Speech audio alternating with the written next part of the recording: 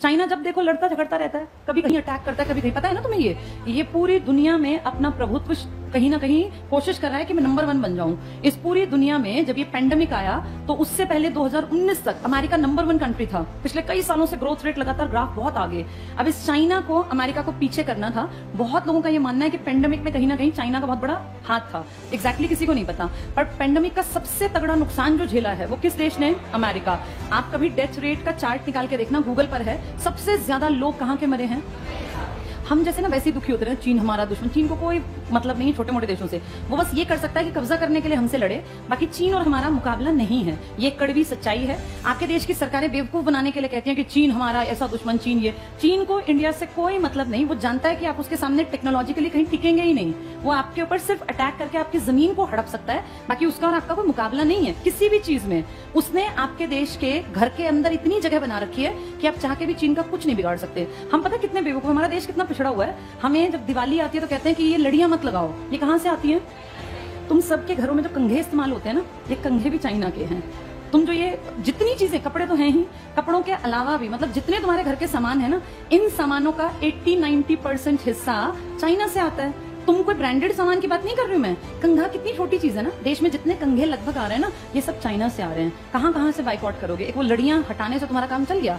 तुम जितने ब्रांड की चीजें इस्तेमाल करते हो, बिना ब्रांड की लगभग चीजें चाइना से आती हैं। ब्रांडेड तो चलो अमेरिकी हैं, यूरोपियन हैं। कपड़े देखो, जूते देखो, कोई भी चीज उठा के देख लो, जो ये जॉकी है, मोंटे कार्लो है, इनमें से इंडियन कौन है? सब विदेशी हैं। आपके जितने जूते हैं वो तो चलो बड़े ब्रांड हैं। मैं छोटी बातें कर रही हूँ। जो आजकल ये बेडशीट्स आ रही है ना, पहले हम बड़े शान से कहते थे कि हमारे देश में पानीपत एक ऐसा शहर है जिसको बुनकर नगरी कहते हैं।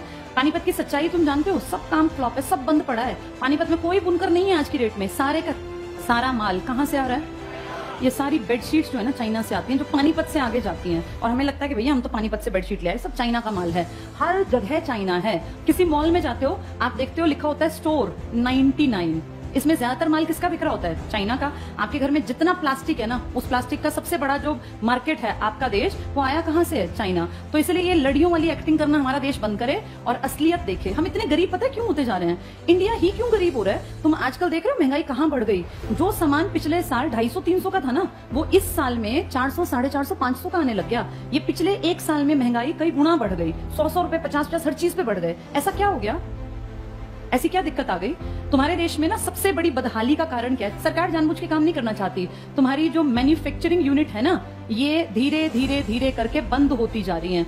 किसी देश को अगर सच में आगे बढ़ाना है ना, तो वहां मैन्युफैक्चरिंग यूनिट या बहुत सारी फैक्ट्रीज ये लगानी चाहिए, क्योंकि इनसे लोगों को रोजगार मिलता है। देश को आगे बढ़ाना है तो सर्विस सेक्टर बढ़ाना पड़ेगा, मैन्युफैक्चरिंग बढ़ानी पड़ेगी। तुम्हारे जितने अपने मैन्युफैक्चरिंग के स्टोर थे ना, जहां फैक्ट्री जहां बनता था, ये कंघे भी नहीं बनते हमसे। हड़प्पा वालों के टाइम पे कंघे हमारे पास थे, खुद बनाते थे, नाव बनाते थे। तुम आज सड़कों पे जितनी गाड़ियां देखते हो, देख रहे हो धीरे धीरे मारुति का परसेंटेज घट रहा है। पता है तुम्हें ये बात? पहले मारुति अकेली देश का एक बड़ा परसेंटेज, और मारुति अकेली नहीं थी, मारुति के साथ क्या था? सुजुकी कहाँ की है? जापान की। अब मारुति सुजुकी से ये हीरो होंडा, जापान की तो थी, हीरो मोटोकॉर्प्स जो बन गई है, उसने अपना शेयर वापस ले लिया। आप ये देखो, इसका पहले पूरे मार्केट पे धाक थी और हर घर में जो गाड़ी खड़ी होती थी वो मारुति की थी। धीरे धीरे अब गूगल कर लेना, इसका परसेंटेज पिछले 8 से 10 सालों में घट गया, नीचे आ गया। और अब बाकी जो ब्रांड है ना, इनका परसेंटेज धीरे धीरे बढ़ने लग गया। अब जितनी सड़क पे गाड़ी चलती है तो अलग अलग देखा, अलग अलग कंपनीज की हैं। तो ये सब चीजें जो बाहर से आ रही हैं, आप सोचो जूते ब्रांडेड पहनने लग गए, कपड़े बाहर के आने लग गए, आपकी कंघी भी बाहर की आ रही है। कितना सामान आपका बाहर से, यानी आपकी मैन्युफैक्चरिंग यूनिट बढ़ रही है या खत्म हो रही है? देश को आगे बढ़ाना है तो सबसे बेसिक है कि आपके पास कौन सी यूनिट लगी हुई हो, मैन्युफैक्चरिंग। और आपको ना चाइना ने इतने बड़े लेवल पे बेवकूफ बनाया हमारे देश को, हमें पता ही नहीं चला। आम आदमी इतना पढ़ा लिखा है नहीं। चाइना ने आपके देश में आज से एंट्री नहीं की। चाइना और आप इकट्ठे आगे बढ़ने लगे थे। इनफैक्ट NCERT की किताब में ये लिखा है, 1950 में हम और चाइना बराबर थे। वो हमसे बहुत आगे नहीं था। आप भी अच्छे देशों में थे, अच्छे इन द सेंस आपके अंदर कैलिबर था। 1950 से और आज हम 2022 में हैं। चाइना दुनिया का नंबर 1 देश है और भारत अपनी गरीबी से जूझ रहा है, भ्रष्टाचार से जूझ रहा है। भारत हर घटिया चीज में टॉप में रहता है, चाहे भ्रष्टाचार की लिस्ट बन ले या कोई इस तरह की लिस्ट, उसमें आप सबसे पीछे हो गए अच्छी लिस्ट में, और खराब लिस्ट में आप टॉप 5-7 में आ जाओगे। ये हमारे साथ से इतना आगे कैसे बढ़ा? इसने अपने यहाँ मैन्युफैक्चरिंग की ढेर यूनिट लगाई और इसने पता क्या किया? भारत जैसे देश को, जो ये जानता था कि मेरे बाद आबादी में सेकंड है, जैसे आबादी होना फायदा है या नुकसान है? कैसे फायदा है? नुकसान है। बचपन से पढ़ाया गया बढ़ती जनसंख्या क्या था, किस चीज का कारण बनी थी? बेरोजगारी का, प्रदूषण का। गलत पढ़ाया। बढ़ती जनसंख्या एक असेट है। असेट का मतलब समझते हो क्या होता है असेट? असेट को मान लो पूंजी। अपने आप को देखो, तुम सब अगर नौकरी लग जाओ, मान लो तुम घर में 2 भाई बहन हो, 3 हो, तुम्हारे पिताजी कमाते हैं महीने के 50,000, आधों के 20,000 कमाते होंगे, कोई हो सकता है 10,000 का भी काम चलता हो, कोई बड़ी बात नहीं है, इतना ही है हमारे इंडियन घरों में। अब जिसके ये 2-3 बच्चे अगर नौकरी लग जाएं और ये तीनों, कोई 50,000 की नौकरी लग जाए, कोई 45,000 की और कोई 35,000 की, मुझे बताना इस आदमी जिसकी 20,000 तनख्वाह थी, इसके तीनों बच्चे इस जगह आके खड़े हो गए, ये इसके लिए बोझ है या ये असेट बन गए? तो पूरा भारत क्यों नहीं असेट बन सकता? ये चाइना 1950 में हमारे बराबर था। आज आप जब मेडल्स की लिस्ट देखते हैं तो हर चीज में ये आगे है, टेक्नोलॉजी में, सामान में। आपको पता है ना, जो ये ओलंपिक हुए थे इसमें भी टॉप में था, पता है ये बात तुम्हें? अमेरिका, चाइना टक्कर लेता है, सारे ताकतवर देश, और आप सबसे नीचे की लिस्ट में। तो भला हो लास्ट डे जो ये 7 अगस्त को बेचारे नीरज चोपड़ा की मेहनत रंग ला गई, नहीं तो तुम्हारे देश में था ही क्या? गोल्ड तो 0 था हमारा। ये एक इकलौता जिसपे हम इतने चौड़े हुए घूमते हैं कि इंडिया तो पता नहीं क्या है। हम देखते किसको है? पड़ोसी पाकिस्तान, जिसका हमेशा टेली में 0 नंबर है। हम अमेरिका, चाइना को नहीं देखते। चाइना ने अपनी पूरी पॉपुलेशन को क्या बना दिया? इसने ये सोचा जब जनसंख्या ज्यादा है ना, तो हर एक आदमी कीमती होना चाहिए। मेरा हर इंसान जो इस देश में, या तो वो खेल में निकल जाए, या वो प्रोडक्शन में आगे निकल जाए, मैन्युफैक्चरिंग यूनिट में, या वो बिजनेस कर ले, या वो अच्छी नौकरी कर ले। हमने क्या सोचा? बचपन से मुझे याद है हमेशा पढ़ाया गया, बढ़ती जनसंख्या एक अभिशाप है, बढ़ती जनसंख्या से बेरोजगारी बढ़ती है। यही पढ़ा ना, बचपन से दिमाग में ठूस दिया कि बढ़ती जनसंख्या बोझ है। चाइना ने अपने हर बच्चे को सिखाया कि हर किसी को असेट बनना है। जो हमारे साथ, तुम्हारे साथ जो बच्चे बड़े हुए ना, वो चाइना में तो पॉजिटिव चीजें सोच के बड़े हुए, और हमारी पीढ़ी ये सोच के कि बढ़ती जनसंख्या, बढ़ती जनसंख्या, तभी तुम पीछे रह गए।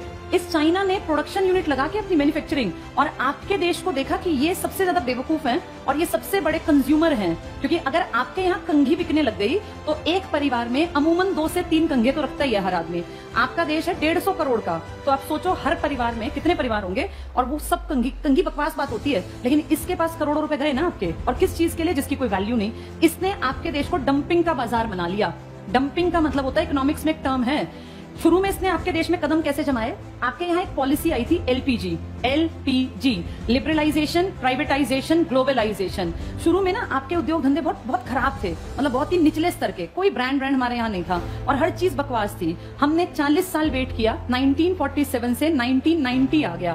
तो ये सोचो 40 साल कि शायद इंडियन सुधर जाएं, कुछ अच्छा प्रोडक्ट बना ले। अच्छा नहीं सुधरे, बकवास जूते, बकवास कपड़े, हर चीज बकवास। फिर 1991 में हमारे ऊपर प्रेशर आया पूरी दुनिया में, WTO का, वर्ल्ड ट्रेड ऑर्गेनाइजेशन का। इसने कहा भाई दुनिया बदल रही है, मार्केट खुला छोड़ दो, जिस देश को जहां सामान बेचना है बेचो। हम भी इसके मेंबर थे, हमारे ऊपर भी प्रेशर आया, और फिर हमने अपने लोगों को कहा देखो भाई, अब दुनिया के लोग आएंगे यहाँ कपड़े बेचने, जूते बेचने, तुम में काबिलियत हो तो तुम्हारा सामान बिकेगा, नहीं तो बंद होगा, सुधार लो। एक आधा साल और दिया, लेकिन हमारे इंडियन प्रोड्यूसर्स ने कोई ध्यान नहीं दिया, और देखते देखते हमारे मार्केट में किन लोगों की एंट्री हो गई?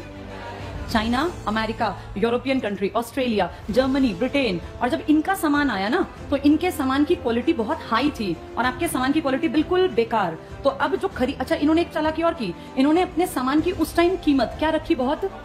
इन्होंने सोच लिया कि हमें नुकसान हो जाए, लेकिन इन इंडियंस को हमारे सामान की आदत पड़नी चाहिए। एक बार ये आदी बन गए ना, फिर ये हमारे ग्राहक हैं जिंदगी भर, और इनके अपने बिजनेस फ्लॉप हुए तो हमारा ही सामान बिकेगा। आबादी बहुत बड़ी है। अब सोचो अमेरिका किसी 50 लाख की आबादी वाले देश में बिजनेस करे तो उसका कितना बिजनेस चलेगा? सब खरीदे तब भी कुछ नहीं बिकेगा। आपके देश में अमेरिका का कोई सामान बिकने लगे तो आप कितने करोड़ प्लस लेके बैठे हैं? अब 150 करोड़। अगर अमेरिका को 1-2 साल, जियो की तुम्हें ट्रिक समझ में आती है? जियो ने क्या किया पता चला तुम्हें? क्या किया जियो ने? पहले सस्ता, फ्री, पहले सबसे पहले फ्री से क्या हो गई? लोगों को आदत पड़ गई। पहले कभी किसी गरीब आदमी के दिमाग में भी नहीं था कि मोबाइल लूंगा। इस फ्री ने उस गरीब को ग्राहक बनाया। जैसे पहले वो जाल में फंस गया, अब उसको इतने दिन तक फ्री दिया कि उसको हैबिट पड़ जाए कि मुझे गूगल तो छोड़ो, ये क्या है, ये सोशल साइट्स की भैया, व्हाट्सएप, टिकटॉक, खासकर ये सब चीजें, फेसबुक, और ये अब ये सब इतनी आदत पड़ गई कि अब वो ग्राहक हैं। आज इंडिया में लगभग हर किसी के हाथ में मोबाइल है।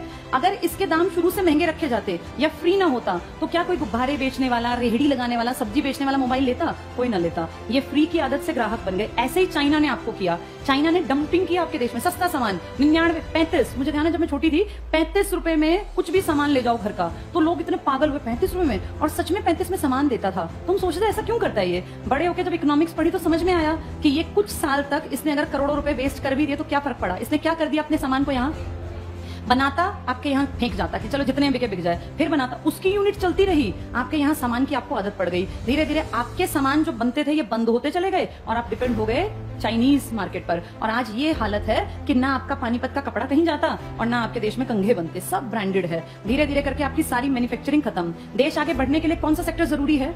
मैन्युफैक्चरिंग। इसीलिए आपका देश रोज और गड्ढे में गिरता जा रहा है। अब कोई भी सरकार है, सब झूठे हैं, आम आदमी पार्टी है, मोदी जी हैं या फिर अपने ये राहुल गांधी, ये सब बकवास कर रहे हैं, सब दिखावटी बातें करते हैं। रियलिटी इकोनॉमिक्स ये बताता है कि जब तक भारत में मैन्युफैक्चरिंग यूनिट्स बहुत ज्यादा नहीं बढ़ेंगी तब तक आपके देश की प्रगति नहीं हो सकती। और किसी को मतलब नहीं है मैन्युफैक्चरिंग से, सबको अपने पेट भरने से, अपनी जेब भरने से मतलब है। तो जिस दिन ये फैक्ट्रीज और ये सब दोबारा लगेंगी ना, तब देश आगे बढ़ेगा, वरना नहीं।